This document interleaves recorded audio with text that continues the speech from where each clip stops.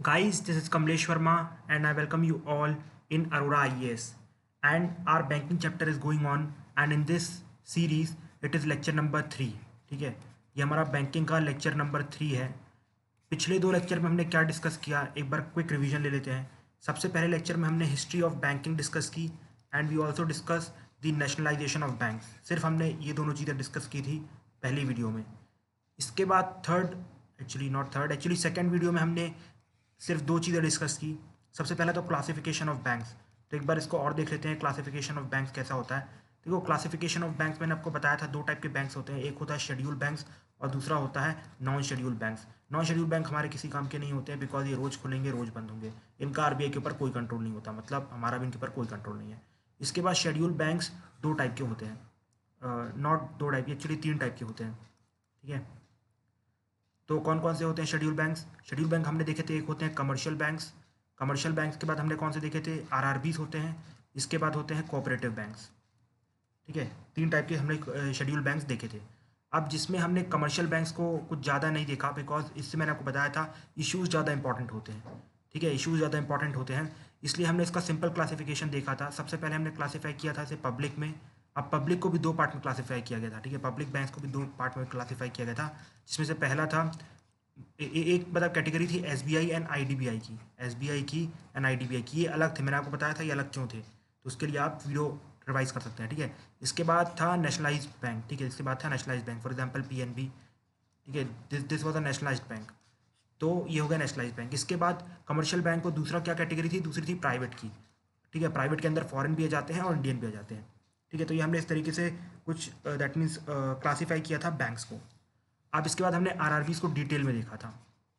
अब जैसे cooperative bank में चालू करने वाला था तो उस टाइम पे टाइम हो गया था हमारी वीडियो के एंड करने का, सो कोऑपरेटिव बैंक्स को आज पढ़ेंगे। ठीक है, तो चलिए चालू करते हैं कोऑपरेटिव बैंक से। तो कोऑपरेटिव बैंक, तो आपने सही सोचा है, it has been arrived from the concept of cooperative credit societies. Cooperative credit societies पता ना कैसे काम करती हैं? देखो, सिंपल सी बात है कि जैसे फॉर एग्जांपल मैं हूँ, आप हो और 8-10 लोग और हैं। ठीक है, हमने सोचा कि भैया अगर हम एक एक दूसरे के साथ कोऑपरेट करेंगे, ठीक है, जैसे कि शुरुआत में प्री हिस्ट्री के टाइम में किसने किया था? प्रिमिटिव मैन ने किया था, आदि मानवों ने किया था। उसी प्रकार से अगर हम एक दूसरे से कोऑपरेट करेंगे तो क्या होगा? हमारे पास फंड ज़्यादा अवेलेबल होगा। तो इन लोगों ने डिसाइड किया कि हम यहाँ पर कोऑपरेट करके एक बैंक बनाएंगे जिसमें all will be the equal owner, मतलब जब मान लीजिए जैसे 10 लोग हैं तो 10 लोग will be the equal owner, और उसी हिसाब से दैट मीन्स जिसको भी लोन की ज़रूरत पड़ेगी उसको लोन प्रोवाइड किए जाएंगे। ठीक है, मतलब कॉन्सेप्ट क्या है? वन मैन इज ओनर वाला कॉन्सेप्ट यहाँ नहीं चलता है। मतलब जितने मैन होंगे they will be the owner. Man मतलब I am not patriarchal but instead I am just trying to say one man, और चलो भैया फेमिनिज्म की बात नहीं लेते। ठीक है, वन मैन प्लस और वन वुमन कोई भी हो तो that will be the complete owner. ठीक है, मतलब कुछ 10 लोग मिलके बैंक को चालू करेंगे। ठीक है, तो they will be called as cooperative societies, और जो लोन है वो नीड के हिसाब से लोगों को दिया जाएगा। ठीक है, जो लोन है वो नीड के हिसाब से लोगों को दिया जाएगा। कॉन्सेप्ट समझ में आया? कि मतलब जितने लोग चालू करेंगे वो सबके सब ओनर होंगे, पहला कॉन्सेप्ट ये, और दूसरा ये नीड के हिसाब से आपको लोन दे दिया जाएगा। तो कुछ इस तरीके से कोऑपरेटिव बैंक की शुरुआत होती है। ठीक है, मतलब एक तरीके से आप कह सकते हैं it is a community bank, आप इसको ये भी कह सकते हैं it can also be called as a community bank. ठीक है, अब ये जो कोऑपरेटिव बैंक है उसको दो पार्ट में डिवाइड किया जाता है। याद रखना, ये जो डेफिनेशन है जितनी बता दी उतनी इंपॉर्टेंट है। अब डीप में मत चले जाना कि how it is different from the societies और how it is different from that Ponzi scheme society and everything, that is not important. Okay, बस याद रखना वन मैन और one women whosoever are there they will be the owner of the bank and they will get loan according to the needs। ठीक है, okay, याद रखना they comes under schedule bank, so that means they are regulated by RBI. जो भी schedule के अंदर आएंगे they will be regulated by RBI, उनको आरबीआई के सारे कहने मानने पड़ेंगे। साथ ही साथ उनकी RBI time to time help भी करेगी। फॉर एग्जाम्पल जब पीएमसी फेल होने वाला था तो किसने हेल्प की? आरबीआई ने हेल्प की ना, कि भैया we are going to change the administration, अब ये चीज़ें आपको फॉलो करनी पड़ेंगी। तो cooperative banks are schedule banks, that means they are regulated by RBI. जो भी शेड्यूल बैंक्स के अंदर आएंगे, भले वो आरआरबी हो, कमर्शियल बैंक्स हो, कोऑपरेटिव हो, they have to be regulated by the RBI. ठीक है, अब कोऑपरेटिव बैंक्स दो टाइप के होते हैं, एक होता है अर्बन और दूसरा होता है रूरल।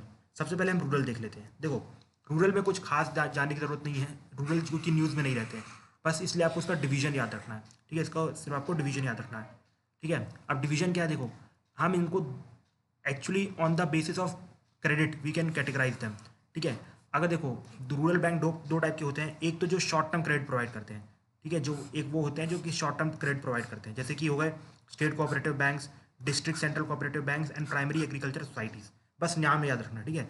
मतलब कि कोऑपरेटिव बैंक्स दो टाइप के होते हैं, एक होते हैं रूरल, दूसरे होते हैं अर्बन।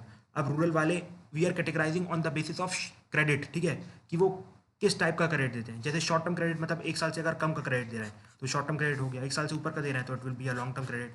ये जो टाइम है actually it differs, like in the case of agriculture it can be called as one season, ठीक है, वन सीजन का जो एग्रीकल्चर रहेगा। तो यहाँ पर टाइम को लेके मत एक्चुअली दैट मीन्स डीप में जाना, सिर्फ इतना जानना कि शॉर्ट टर्म क्रेडिट वाले ये होते हैं state cooperative bank, district central cooperative bank and primary agriculture societies, ठीक है। अब लॉन्ग टर्म इंस्टीट्यूशन कौन से, तो मतलब जो लॉन्ग टर्म क्रेडिट देते हैं। अब इसमें याद रखना स्कबार्ड्स एंड पकाबार्ड्स, मतलब primary cooperative agriculture and rural development banks and state cooperative agriculture and rural development banks, ठीक है। तो सिर्फ यहाँ पर नाम याद रखने की कोशिश करना, बाकी सब भूल जाना।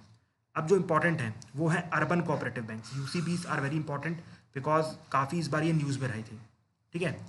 तो अब यूसीबीज की बात करते हैं। यूसीबीज का कैटेगराइजेशन दो तरीके से होता है। देखो सबसे पहले हमने कोऑपरेटिव बैंक को कैटेगराइज किया रूरल अर्बन, ठीक है। अब रूरल को हमने दो पार्ट में कैटेगराइज किया, एक शॉर्ट टर्म के ऊपर और एक लॉन्ग टर्म के ऊपर। मतलब ये शॉर्ट टर्म के लिए लोन देते हैं, लॉन्ग टर्म के ऊपर लेते हैं। अब ये इसके तीन टाइप्स थे, अब इसके दो टाइप्स थे, तो ये हो गया खत्म। अब हम आ चुके हैं अर्बन पे, ठीक है। अब अर्बन को भी हम दो पार्ट में डिवाइड करते हैं, अर्बन को भी हम दो पार्ट में डिवाइड करते हैं। अर्बन का पहला पार्ट क्या है, या तो वो शेड्यूल होंगे या नॉन शेड्यूल होंगे। याद रखना जिस तरीके से नॉन शेड्यूल बैंक्स होते हैं उसी तरीके से नॉन शेड्यूल कोऑपरेटिव सोसाइटीज़ भी होती है। तो ये नॉन शेड्यूल हमारे काम का नहीं है। याद रखना पहला क्या होता है डिवीजन, शेड्यूल और नॉन शेड्यूल। मतलब नॉन शेड्यूल हमारे काम का नहीं, उसको निकाल दो। अब जो इंपॉर्टेंट वाले आते हैं, जो इंपॉर्टेंट डिवीजन है वो ये है मल्टी स्टेट या फिर सिंगल स्टेट। मतलब जो यूसीबी सिर्फ और सिर्फ सिंगल स्टेट में काम करते हैं उसको बोलते हैं सिंगल स्टेट यूसीबी, और जो बहुत सारे स्टेट में काम करते हैं उनको बोलते हैं मल्टी स्टेट यूसीबी। अब जो सिंगल स्टेट यूसीबी रहते हैं वो एक्चुअली उस स्टेट के स्टेट कोऑपरेटिव एक्ट में रजिस्टर होते हैं। एग्जाम्पल के तौर से समझो, ये कैसे, for example I am talking about Madhya Pradesh, ठीक है। सो मध्य प्रदेश में अप्रॉक्सीमेटली बहुत सारे कोऑपरेटिव बैंक्स होंगे, ठीक है। जो कोऑपरेटिव बैंक्स होंगे वो मध्य प्रदेश का स्टेट कोऑपरेटिव एक्ट होगा उसमें रजिस्टर होंगे, ठीक है, याद रखना। उसी प्रकार राजस्थान का भी कोई स्टेट कोऑपरेटिव एक्ट होगा तो राजस्थान के अंदर जितनी भी दैट मीन्स यूसीबीज हैं वो राजस्थान के उस एक्ट में रजिस्टर होंगे। Same goes with Tamil Nadu, Karnataka, any state, ठीक है। लेकिन अब क्या होता है कुछ स्टेट्स में, जैसे फॉर एग्जांपल मान लीजिए आप बात करें यूपी में, तो यूपी में कोई कोऑपरेटिव बैंक था वो अच्छा पावरफुल बनते जा रहा है, मतलब अच्छा डिपॉजिट आ रहा है and everything is going well. तो उसने डिसाइड किया कि क्यों ना भैया हम यूपी से एमपी की तरफ भी मूव करें, मतलब वहाँ पर भी अपनी एक ब्रांच खोले। तो अगर आप उस स्टेट से बाहर आते हो तो फिर आपको multi state cooperative societies act में अपने आप को रजिस्टर करवाना पड़ेगा, और you will be called as multi state cooperative society, not multi state cooperative society, you will be called as multi state cooperative bank. समझ गए?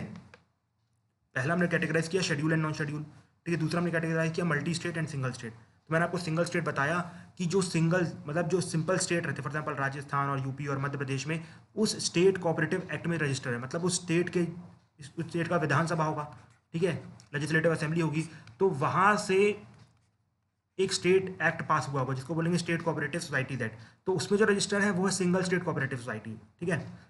अब इसके बाद जब मान लीजिए मैंने आपको यहाँ पर बताया यूपी का जो कोऑपरेटिव था वो काफ़ी पावरफुल हो रहा था, उसने डिसाइड किया कि हम एमपी में भी जाएंगे।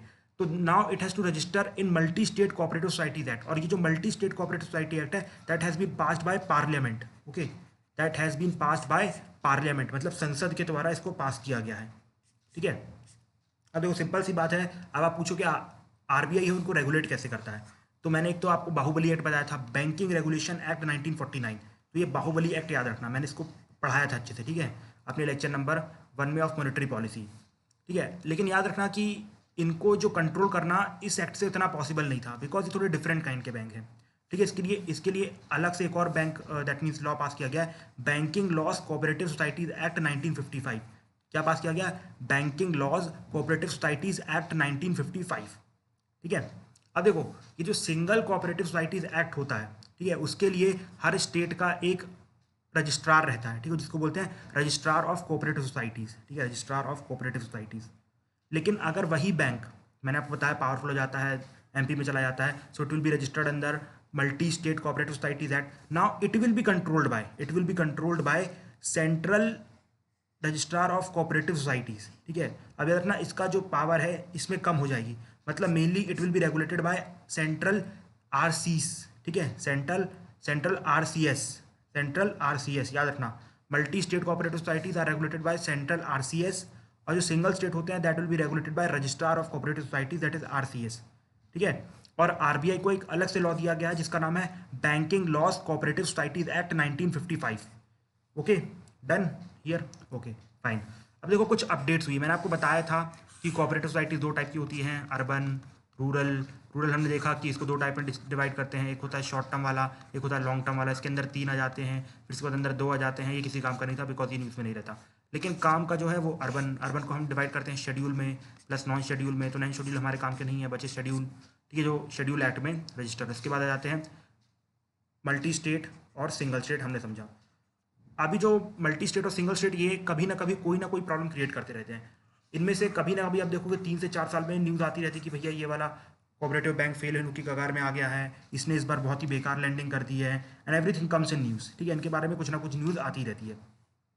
तो इसके रिगार्डिंग कुछ बहुत सारे करंट अफेयर्स लास्ट ईयर आए थे बिकॉज पीएमसी बैंक फेल हुआ था, ठीक है। तो सबसे पहला करंट अफेयर हम देखते हैं सारफेसी एक्ट के बारे में। देखो सारफेसी एक्ट मैं आपको बैंकिंग में आगे पढ़ाऊंगा, आगे के फ्यूचर चैप्टर में पढ़ाऊंगा, बट थोड़ा सा बता देता हूँ सारफेसी के बारे में। देखो सारफेसी एक्ट लाया गया था अटल जी की गवर्नमेंट के टाइम पे। मैंने आपको बताया आई am not that means party person, but आपको चीज़ें याद रहें इसके लिए मैं आपको लीडर के नाम लेके बताता हूँ। जैसे कि फॉर एग्जांपल सारफेसी एक्ट 2002 बोलूँगा मैं, आप भूल जाओगे किस ईयर में आया था। मैं जानता हूँ कि आप बहुत पढ़ते हो, बहुत सारे फैक्ट सामने आते हैं, याद करना मुश्किल होता है, लेकिन मैं अटल जी बोलूँगा तो आपको याद रहेगा कि हाँ भाई 1999 से 2004 के बीच में आया होगा। अब यूपीएससी कुछ ऐसा ऑप्शन देगी जिससे कि आपको ये आंसर पता लग जाएगा, इसलिए मैंने अटल जी का नाम लिया, ठीक है। तो जो अटल जी हैं उनके टाइम पे सारफेसी एक्ट लाया गया था। ये एक्ट क्या बोलता है, ये एक्ट बोलता है जो भी सिक्योर्ड लोन्स होते हैं। अब सिक्योर्ड लोन्स क्या होते हैं, सिक्योर्ड लोन्स का मतलब होता है कि जैसे फॉर एग्जांपल मैंने लोन लिया, ठीक है, किसी बैंक से, और मैंने उसको अपने घर के कागजात गिरवी रखे हैं, तो वो सिक्योर्ड लोन हो गया, वो हो गया सिक्योर्ड लोन। ओके, मतलब अगर जो सिक्योर्ड लोन होता है उसको आगे बेचना हो तो उसके लिए पहले उसके लिए बैंक्स को कोर्ट से परमिशन लेनी थी। फॉर एग्जांपल कि मैंने अपने जो घर के कागजात हैं वो बैंक के पास गिरवी रख लिए और अप्रॉक्सीमेटली 50 लाख रुपए लोन ले लिया। अब मैं उस लोन को वापस नहीं कर पा रहा हूँ, तो सिंपल सी बात है कि बैंक इस सिक्योर्ड लोन को बेच देगा और अपने पैसे रिकवर कर लेगा। लेकिन प्रॉब्लम ये आ रही थी कि इसके लिए बार बार कोर्ट जाना पड़ता था, तो इससे बहुत ज़्यादा डिले हो जाता था, ठीक है। तो सारफेसी एक्ट पास किया गया अटल जी के द्वारा। उन्होंने बोला कि जितने भी सिक्योर्ड लोन्स होते हैं उनमें जो बैंक्स हैं उनको कोर्ट नहीं जाना पड़ेगा, वो अपनी मर्जी से इस जो कोलेटरल उसको बेच सकते हैं अगर जो कस्टमर है वो डिफॉल्ट करता है लोन पे करने में, क्योंकि उसको सारफेसी एक्ट कहते हैं। तो अभी तक क्या थी, कुछ प्रॉब्लम्स थी इसके रिगार्डिंग यूसीबीस में। प्रॉब्लम ये थी कि मतलब 2 सेक्शन थे जो बोल रहे थे कि जो सारफेसी एक्ट है वो तो एक्चुअली पार्लियामेंट का एक्ट है, so it is not going to implement on the state cooperative societies. और दूसरा सेट ये बोल रहा था कि भैया ये तो आरबीआई के अंदर आते हैं, तो आरबीआई जब इस एक्ट को मंजूरी दे चुका है, सो मतलब आप इसको क्यों अलाउ नहीं कर रहे हो, ठीक है। आरबीआई चाहता है, मतलब आरबीआई की गाइडलाइन के थ्रू सारफेसी एक्ट को इम्प्लीमेंट किया जा रहा था, लेकिन it was registered from the state cooperative societies. So ultimately क्या ये कोर्ट, ये दैट मीन जो केस गया सुप्रीम कोर्ट में, ठीक है। सुप्रीम कोर्ट ने बोला कि भाई जो आरबीआई कह रहा है वो सही है, RBI is the regulator of the banks, so SARFAESI act will be implemented on cooperative societies और कोऑपरेटिव बैंक्स, ठीक है। तो ये सुप्रीम कोर्ट का जजमेंट था, रिसेंट में आया था, कुछ अप्रॉक्सीमेटली 2 से 3 महीने पहले आया था, या 1 से 2 महीने पहले ही आया था। तो एक न्यूज़ थी। अब दूसरी एक और न्यूज़ आई है, बैंकिंग रेगुलेशन अमेंडमेंट ऑर्डिनेंस 2020। तो हो सकता है जब ये आपके सामने वीडियो आए तो उस टाइम पे ये एक्ट बन चुका हो, तो नथिंग विल चेंज, ऑर्डिनेंस को एक्ट बना दिया जाएगा, इससे ज़्यादा कुछ नहीं होगा। तो आप समझ लीजिए क्या क्या हुआ है इसमें। तो इसमें यूजुअली यूसीबीस के बारे में बात की गई है, मतलब आपको पता है कि जैसे ही वो जो हमारा पीएमसी बैंक फेल कर गया तो उस टाइम पे आरबीआई की बड़ी बेइज्जती हुई कि आरबीआई अच्छे से रेगुलेट नहीं कर पाया। तो आरबीआई ने भी गवर्नमेंट से कंप्लेंट की कि भाई आप हमें ज़्यादा पावर ही नहीं दे रहे, तो हाउ कैन वी रेगुलेटेड, ठीक है। तो इसके बाद आरबीआई को यहाँ पर कुछ पावर प्रोवाइड की गई है, जैसे कि सबसे पहले इंपॉर्टेंट जो पावर प्रोवाइड गई है वो ये प्रोवाइड की गई है। सेकंड वाला पॉइंट देखो, स्कीम ऑफ रिकंस्ट्रक्शन और amalgamation of a banking company without imposing moratorium. देखो क्या रहता है कि जब भी कोई बैंक फेल होने वाला रहता है तो आपने देखा होगा कि आरबीआई बहुत सारे मेजर ले लेता है। फॉर एग्जांपल वो बोलता है कि अब कोई भी कस्टमर 10,000 रुपये से ज़्यादा नहीं निकाल सकता है, ये जो उसकी एटीएम फैसिलिटीज़ हैं वो बंद की जाती हैं, और बहुत सारे ऐसे प्रोविज़न लगा दिए जाते हैं, ठीक है। अब आरबीआई इसको इसलिए करता है कि जो पैसा एक्चुअली वहाँ पर अवेलेबल है वो एक तो अवेलेबल रह जाए, और दूसरा ये कि पैनिक ना बने। बिकॉज अगर बैंक रन होगा, जैसे फॉर एग्जांपल हो सकता है कि बैंक फेल नहीं कर रहा हो, लेकिन आपको किसी बाजू वाले ने बता दिया भाई ये तो फेल कर रहा है, देख सब लोग वहाँ एटीएम में लगे हैं और सब लोग अपने पैसे निकाल रहे हैं, तो उससे प्रॉब्लम ये होगी कि भले वो फेल नहीं कर रहा है, तो उससे बहुत ज़्यादा पैसे बैंक से निकल जाएंगे। और आप सबको पता है बैंक का जो मैक्सिमम पैसा रहता है वो लोन में चलता रहता है, ठीक है। और थोड़ा बहुत बस काम चलाने के लिए बैंक अपने पास पैसा रखती है, जिससे कि बैंक अच्छी कंडीशन में रहता है। तो ऐसी कंडीशन ना हो जाए, ठीक है, ऐसी कंडीशन ना हो जाए, उसी के लिए यहाँ पर एक प्रोविजन रखा गया। प्रोविजन ये रखा गया कि मान लो हो सकता है आरबीआई के पास इन्फॉर्मेशन पहुंच चुकी है कि कोई और कोऑपरेटिव बैंक है वो फेल करने वाला है। सिंपल सी बात है, अगर ये बात बाहर आएगी तो क्या हो जाएगा, ये बात अगर बाहर आएगी तो उस बैंक में बैंक रन की सिचुएशन आ जाएगी, मतलब सब लोग पैसे निकालना चालू कर देंगे और बैंक फेल कर जाएगा। तो आरबीआई को यहाँ पर परमिशन दी गई कि भैया आपको ऐसी कोई भी प्रोविजन नहीं करना, अगर आपको नहीं करना है तो कोई बात नहीं, मत करो, और आप शांति से वो जो उसका जो बैंक का डायरेक्टर है वो चेंज कर दो, और जो भी आपको प्रोविजन करने हैं बैंक उठाने के लिए वो सब कर दो। मतलब पहले ये होता था कि ऐसा अगर कोई कंडीशन बनती है कि अगर आरबीआई को रिकंस्ट्रक्शन की स्कीम लानी हो बैंकिंग के लिए या कुछ भी करनी हो, तो उस टाइम पे आरबीआई को ये सब मेजर लेने पड़ते थे कि आप भैया कुछ डिपॉजिट लिमिट रख दो या एटीएम रख दो, ये रख दो, वो सब कर दो, जिससे कि पैनिक आ जाता था, ठीक है, कंप्लीट इंडियन इकोनॉमी में पैनिक आ जाता था और शेयर मार्केट भी गिर जाता था। तो आप बोल दिया गया कि भैया आपको ऐसा करने की कोई ज़रूरत नहीं है, आप पीछे पीछे बैक हैंड में अपना काम करते जाना, और ये सब मतलब ये सब लिमिट लाने की ज़रूरत नहीं है। तो आपने देखा कितना अच्छा प्रोविजन रखा गया है, ठीक है, तो ये एक प्रोविजन है। इसके बाद आप तीसरा प्रोविजन पढ़ो, do not affect existing power of the state regulator of cooperative societies. तो आपने पढ़ा कि फार्म बिल के बारे में आपने पढ़ा होगा कि वो लोग जो एग्रीकल्चर है, ठीक है, वो एक्चुअली में स्टेट सब्जेक्ट है। अब सेंट्रल गवर्नमेंट ट्रेड के मामले इसमें इंटरफियर कर रही है, ठीक है, इसमें इंटरफियर कर रही है एग्रीकल्चर में। सो सेम यहाँ पर इनको आश्वासन दिया गया कि भैया जो state registrar of cooperative society की पावर इसको यहाँ पर बिल्कुल भी इम्पैक्ट नहीं किया जा रहा है। आपका जो भी दैट मीन्स रजिस्ट्रेशन की जो पावर है दैट विल कंटिन्यू, ठीक है। देखो जो आरबीआई है ना, आरबीआई सिर्फ और सिर्फ बैंकिंग वाला पार्ट रेगुलेट करती है, याद रखना, जो मैंने आपको वहाँ बताना भूल गया था कि जो आरबीआई वो सिर्फ और सिर्फ बैंकिंग वाला पार्ट रेगुलेट करती है।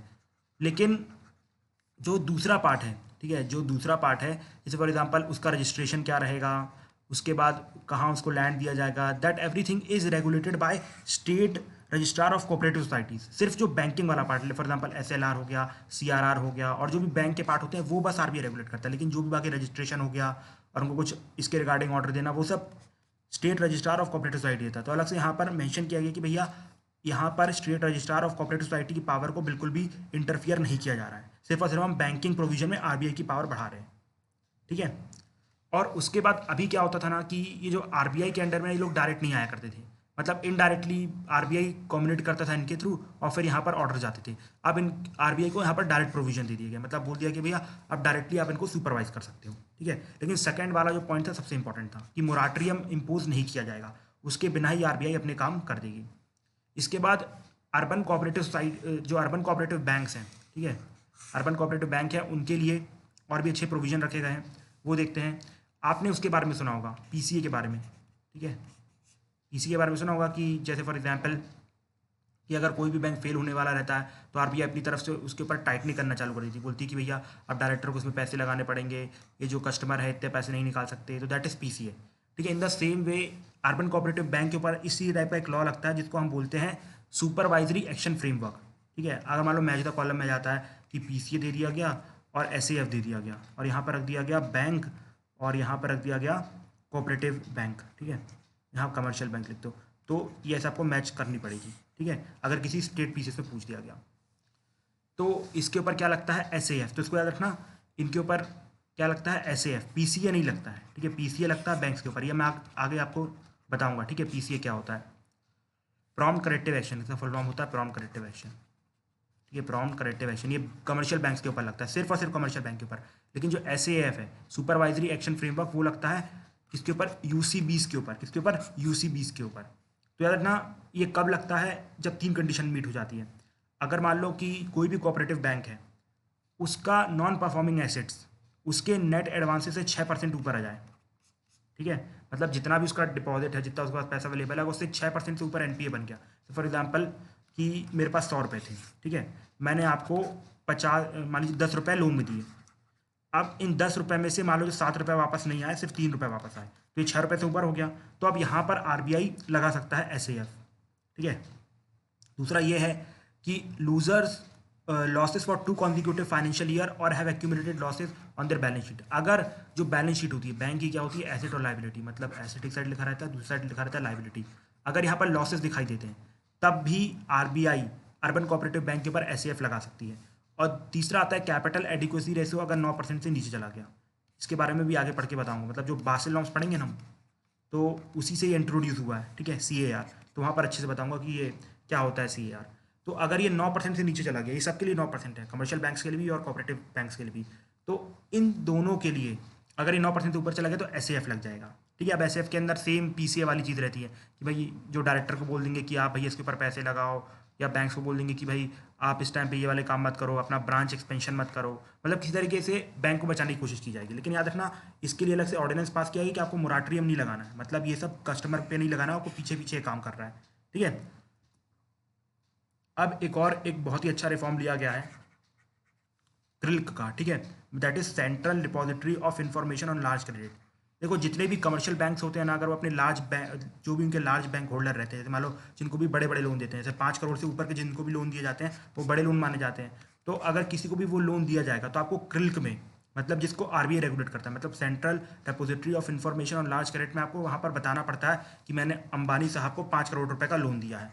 तो उसके बाद क्या रहता है कि उनको फिर इसके बाद आरबीआई बस, दैट मीन्स बैंक बस रेगुलेट नहीं करते, मतलब उनकी तरफ बैंक बस नहीं देखते हैं, उनके ऊपर कौन देखता है, उनके ऊपर आरबीआई भी नजर रखती है, जिससे कि ये लोग आगे घपला करके ना भाग जाए। जैसे फॉर एग्जांपल हमारे जो माल्या साहब हैं, ठीक है, अब उन्होंने बोला कि भैया मुझे 10 करोड़ का और लोन चाहिए, तो उसके बाद क्रिल के अंदर उनकी रजिस्ट्री हो जाएगी। तो आप सिर्फ बैंक रेगुलेट नहीं करेंगे उनको, उनको आरबीआई भी देखेगा अपनी तरफ से कि अच्छा ये काम करना है, ये पैसा आ गया है, इस टाइम पे इंस्टॉलमेंट ये पूरी हो गई है, जिससे कि आरबीआई खुद देख सके कि बैंक कोई घपला तो नहीं कर रहे हैं, ठीक है। लेकिन ये सिर्फ और सिर्फ उन यूसीबीज पे लगेगा जिनके ऊपर 500 करोड़, जिनके ऊपर 500 करोड़ से ज़्यादा का एसेट है, और जिनके ऊपर 500 करोड़ से कम का एसेट है उनके ऊपर ये नहीं लगेगा, ठीक है। तो हमने कोऑपरेटिव बैंक समझा अच्छे से, बहुत ही ज़्यादा न्यूज़ में था इस बार, इसलिए मैंने काफ़ी टाइम लिया कि बताया कोऑपरेटिव बैंक्स क्या होते हैं, ठीक है। इसके बाद कौन क्या क्या टाइप होते हैं, रूरल तो काम के नहीं थे बट फिर भी बता दिया थोड़ा टाइप वाइप के साथ। इसके बाद आपको अर्बन कोऑपरेटिव बताया, शेड्यूल नॉन शेड्यूल, इसके बाद सिंगल स्टेट मल्टी स्टेट बताया, इसके बाद पार्लियामेंट का ये वाला लॉ बताया, कोऑपरेटिव सोसाइटीज एक्ट 2002, ये वाला स्टेट का लॉ बताया। इसके बाद आरबीआई रेगुलेट किसके अंदर करता है, दो लॉज बताए, एक तो अपना बाहुबली एक्ट और दूसरा is called as banking laws cooperative societies act 1955। इस पर मैंने बताया कि जो आरबीआई होता है सिर्फ और सिर्फ इनडायरेक्टली पहले क्या मैनेज करता था, यूसीबीज को, वो भी सिर्फ और सिर्फ बैंकिंग प्रोविजन, और जो मेजर रहता था वो रजिस्ट्रार ऑफ कोऑपरेटिव सोसाइटी करते थे। और अगर मान लो मल्टी स्टेट बन गया तो उसे सेंट्रल रजिस्ट्रार कोऑपरेटिव सोसाइटी करते थे। लेकिन अब ऑर्डिनेंस पास किया गया है, ऑर्डिनेंस में पावर दे दी गई, भैया आप उसे डायरेक्टली सुपरवाइज कर सकोगे, और हम आपकी जो स्टेट रजिस्ट्रार की पावर है उससे इंटरफियर नहीं कर रहे हैं, और साथ ही साथ आपको बिना मोराटोरियम लेके काम करना है। और उसके बाद मैंने आपको एसएएफ के बारे में बताया, जैसे कि पीसीए होता है वैसे ही एसएएफ होता है, तो कौन कौन सी कंडीशन है ये आपको रटनी है। इसके बाद मैंने आपको क्रिल के बारे में बताया कि इसके क्या फ़ायदे होने वाले हैं, और ये सिर्फ और सिर्फ जो 500 करोड़ से ऊपर वाले यूसीबीज है उनके ऊपर बस लगने वाला है, ठीक है। तो मैंने कोऑपरेटिव सोसाइटीज़ अच्छे से डिस्कस की, ये बहुत ही इंपॉर्टेंट है। बस एक आखिरी टॉपिक देख लेते हैं जल्दी से, नरसिम्हम कमेटी, ठीक है। मैंने आपको बताया था 2 नरसिम्हम कमेटी थी, एक बनी थी 1991 में और दूसरी बनी थी 1999 के आसपास, मतलब 98 से 99 के आसपास आप बोल सकते हो। तो हम अभी पहली वाली पढ़ेंगे, उसके बाद में जब टाइम मिलेगा फ्यूचर स्लाइड्स में तो 1998 वाली भी पढ़ेंगे, ठीक है। तो चालू करते हैं। तो सबसे पहले तो हमारे नरसिम्हम साहब ने बोला था कि भैया अब बैंक्स को आप नेशनलाइज नहीं करोगे, ठीक है। जितना करना था इंदिरा गांधी जी ने 20 बैंक को नेशनलाइज कर दिया, ठीक है, तो ठीक है कोई बात नहीं, लेकिन अब नेशनलाइज मत करना। और दूसरा ये कि जो प्राइवेट और पब्लिक सेक्टर बैंक्स हैं आप उनको इक्वल ट्रीट करो। पहले हमारे यहाँ जो पब्लिक सेक्टर बैंक्स हैं उनके ऊपर ज़्यादा जिम्मेदारी जाती थी, उनको ज़्यादा प्रमोट किया जाता था, ठीक है। लेकिन अब नरसिम्हम साहब ने बोला कि भैया प्राइवेट बैंक को भी जिनको आपने यहाँ पर रखा है उनको आप इनके बराबर लेके आओ, जिससे कि क्या होगा कि जब सिंपल सी बात है यहाँ पर भी क्रेडिट आएगा तो अल्टीमेटली आपको ही मिलेगा ना, चाहे क्रेडिट कहीं से भी आए, मिलेगा तो गवर्नमेंट को ही, तो गवर्नमेंट को ही फायदा होगा, फाइनेंशियल इंक्लूजन होगा तो गवर्नमेंट को ही फायदा होगा, ठीक है। तो इसलिए आप प्राइवेट और पब्लिक बैंक दोनों को आगे बढ़ाओ। इसके बाद आप ट्राई करो कि भैया सबका कंप्लीट कंप्यूटराइजेशन हो जाए। आपने हर्षद मेहता वाली मूवी देखी ना, तो देखो कितना ईजी होता है वहाँ पर चीज़ों को मैनिपुलेट करना। वो जो अपना क्या नाम रहता है उसका, सीतारामन, हाँ सीतारामन, वो जाके किस तरीके से चीज़ों को उड़ेल देता है, मतलब एक ही जगह 6 कर देता है। तो वैसी चीज़ें ना हो इसके लिए उन्होंने बोला कि कंप्लीट कंप्यूटराइजेशन करो आप सारे के सारे बैंक्स का। इसके बाद उन्होंने बोला कि जितने भी वीकर बैंक्स हैं, क्या है गवर्नमेंट की स्ट्रेटजी ये रहती है कि सिंपल सी बात है कि सबसे पहले जो पॉलिटिशियन लोग रहते हैं ना वो क्या करते हैं, बैंक को बोल देते हैं कि भैया ये बंदा आने वाला है, इसको आप लोन प्रोवाइड कर दो। जैसे कि आपने देखा ना ऊपर से ऑर्डर आया था दैट मीन्स एनएचबी के सामने, ठीक है, कि भैया आप ये जो हर्षद मेहता साहब को उनको 6 लाख दैट मीन 600 करोड़ दे दो। तो ये ऊपर से ऑर्डर आया इसलिए उन्होंने कर दिया। ठीक है, तो उससे क्या होता है कि ये लोग पैसे बाद में वापस नहीं करते, भाग जाते हैं या फिर तो घपला हो जाता है। तो वो जो बैंक रहता है वो कमज़ोर हो जाता है। जब बैंक कमज़ोर हो जाता है, गवर्नमेंट के पास पैसा नहीं है इस बैंक को डालने का, या अगर आप पैसा डालोगे तो आप बजट के थ्रू डालोगे, तो लोग बोलेंगे, वो आपसे पूछेंगे भैया गलती उसने की, मेहता ने की, और आप फंसा किसको रहे हो? आप फंसा हमको रहे हो।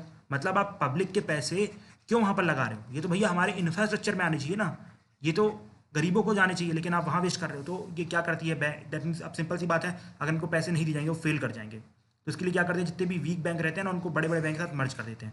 अब आप ये सोचिए, एक तो मैं अच्छा इंसान चल रहा था, अब आपने मेरे आजू बाजू ये बेकार की टांग लगा दी, तो मैं और कमज़ोर हो गया, है ना। तो मतलब आपने वीक बैंक, तो वीक बैंक खराब ही था, आपने बिग बैंक को भी खराब कर दिया। इसलिए उन्होंने बोला कि भैया weak bank shouldn't be merge with big banks. Okay ठीक है। इसके बाद कुछ बैंक्स को उन्होंने बोला कि आपको ग्लोबली प्रमोट करना है। मैंने आपको बताया कि गवर्नमेंट बहुत ट्राई कर रही है कि हमारे कुछ बैंक्स टॉप 100 के अंदर आए, टॉप 50 के अंदर आए, टॉप 10 के अंदर आए। उसके लिए दैट मीन्स गवर्नमेंट इस टाइम पे काफ़ी फोकस करी। आप सोचिए, ये बात उन्होंने 1991 में बोली थी, लेकिन इतने 30 साल निकल गए, आज तक एक भी बैंक हमारा ग्लोबल बैंक नहीं बना है। ठीक है। इसके बाद रैशनलाइजेशन ऑफ इंटरेस्ट रेट। देखो, रैशनलाइजेशन ऑफ इंटरेस्ट रेट का मतलब ये था कि उस टाइम पे क्या हुआ करता था, आरबीआई बोलती थी सारे बैंक्स को कि भैया आपको इंटरेस्ट रेट 3% रखना है, आपको इंटरेस्ट रेट 5% रखना है। तो उस टाइम पे बैंक्स अपने हिसाब से नहीं चल पाते थे। कुछ बैंक को मान लो कि भैया ऑपरेशनल कॉस्ट ज़्यादा लग रहा है, बट फिर भी आरबीआई ने बोल दिया कि भैया आपको 5% इंटरेस्ट रेट रखना है, तो उनका ऑपरेशनल का कॉस्ट ही नहीं निकल रहा है, तो वो फेल कर रहे हैं। तो इसके बाद नरसिम्हम साहब ने बोला कि भैया जो आरबीआई रेगुलेट कर रही है इंटरेस्ट को बंद कर दो, बैंक खुद से डिसाइड करेंगे। तो बैंक खुद से डिसाइड करने लगे। अब जब बैंक खुद से डिसाइड करने लगे तो आरबीआई की जो मॉनेटरी पॉलिसी थी बैंक के ऊपर काम नहीं कर रही थी। तो मैंने आपको बताया किस तरीके से फिर आरबीआई ने बहुत सारे स्टेप लिए, एमसीएलआर, फिर ये uniform banking benchmark landing rate, ये सब लाए।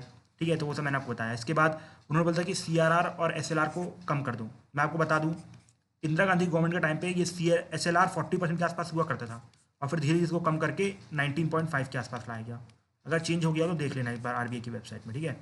इसके बाद जितने भी प्रॉफिटेबल बैंक हैं उनको लिस्ट किया जाए। लिस्ट करने का मतलब ये होता है आप उनको स्टॉक मार्केट में उतारो। ठीक है। स्टॉक मार्केट में उतारने का फ़ायदा ये होता है कि इनके शेयर बढ़ जाते हैं। अब शेयर चले जाते हैं पब्लिक के पास। अब जब पब्लिक के पास शेयर चले जाते हैं तो लगातार इन बैंक्स को परफॉर्म करना पड़ता है, बिकॉज यहाँ पर डिविडेंड देना है, और ऊपर से बैंक्स को भी फायदा होता है। अब जितने शेयर आपके नीचे आएंगे उतने लोग खरीदेंगे और उतना आपको फंडिंग मिलेगा।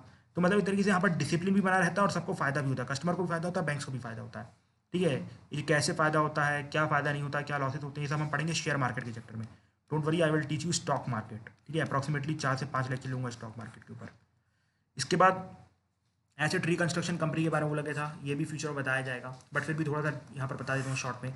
एसेट रिकंस्ट्रक्शन कंपनी का मतलब ये होता है कि एक इस टाइप का बैंक बनाया जाएगा कि जो छोटे मोटे बैंक हैं उनका क्या करेगा, वो एनपीए खरीद लेगा और अपनी तरीके से वसूल करेगा। जैसे फॉर एग्जांपल पीएनबी है। ठीक है। पीएनबी के लिए मान लीजिए उनके पास 2 लाख करोड़ का एनबीएफसी है, दैट मीन्स एनपीए है। ठीक है। 2 लाख करोड़ का एनपीए है। अब हम एक बनाएंगे एआरसी, मतलब उसको हम लोग एसेट रिकंस्ट्रक्शन कंपनी। अब ये एसेट रिकंस्ट्रक्शन कंपनी बोलेगी कि भैया आपका 2 लाख करोड़ का ना, तो आप ये मुझे 1 लाख करोड़ में बेच दो। कितने में बेच दो? आप 1 लाख करोड़ में बोल दो। अब आप बोलेंगे भैया ये तो 2 लाख का था, आप 1 लाख में बेच रहे हो। ये बैंक भी पूछेंगे, तो वो बोलेंगे देखो भाई, अगर आप हमें 1 लाख में भी नहीं बेचोगे तो सिंपल सी बात है आप कभी उस पैसे को रिकवर नहीं कर पाओगे। यहाँ पर एटलीस्ट हम आपको 1 लाख करोड़ तो दे रहे हैं, और जो भी रिस्क है हम ले रहे हैं। अब उसके बाद ये लोग क्या करेंगे, उस कस्टमर के पास जाएंगे जिसने लोन लिया होगा 2 लाख करोड़ का। अब उसके पास कुछ दैट मीन्स लीगली उनको डराया जाएगा, या फिर कुछ ना कुछ किया जाएगा। लीगली डराया जाएगा, मैं ठीक है, गुंडागर्दी वाला नहीं, लीगली डराया जाएगा, या कुछ ना कुछ बड़े स्टेप लिए जाएंगे उनके खिलाफ कि उनकी प्रॉपर्टी कुछ ये कर दी जाए, वो कर दी जाए, बहुत कुछ किया जाएगा। और उसके बाद फाइनली मान लो हो सकता है कि 2 की जगह 2.5 लाख रिकवर कर ले। ठीक है। तो जो 50,000 का प्रॉफिट होगा वो एआरसी का होगा। लेकिन अगर मान लो कोई बड़ा ताकतवर आदमी, हम मान लो अंबानी साहब जैसा कोई इंसान है, उनसे मान लो ये लोग सिर्फ और सिर्फ 50 रिकवर कर पाए, तो इन्होंने यहाँ पर तो 1 लाख दे दिया ना, तो 50,000 को लॉस हो गया। तो ये होती है एआरसी, डिटेल में पढ़ेंगे, डोंट वरी। इसके बाद उन्होंने बोला कि जो प्रायोरिटी सेक्टर लैंडिंग है उसको बंद कर दो। ठीक है। अब आप सोचोगे भाई ये क्या बोल दिया हमारे नरसिम्हम साहब। देखो ये होता है कि बैंक जो है अपना 40% जो क्रेडिट रहता है वो अपने हिसाब से नहीं दे पाते हैं, तो इनको ना ज़्यादा प्रॉफिट नहीं होता है। इसलिए उन्होंने बोला था कि पीएसएल बंद करो। लेकिन आप सब जानते हैं कि अगर इंडिया में पीएसएल बंद कर दिया गया तो किसानों को लोन मिलना ही बंद हो जाएगा, तो उसका ये भी एक इशू है। तो उसके बारे में आज भी डिबेट चलती रहती है, so don't worry over it. ठीक है। तो आज हमने काफ़ी अच्छे से कोऑपरेटिव बैंक समझा, और हमारी जो नरसिम्हम साहब की रिपोर्ट थी और जो गाइडलाइन थी उनको समझा। ठीक है। तो अगले लेक्चर में मिलेंगे with rest of the topic. Thank you and have a nice day.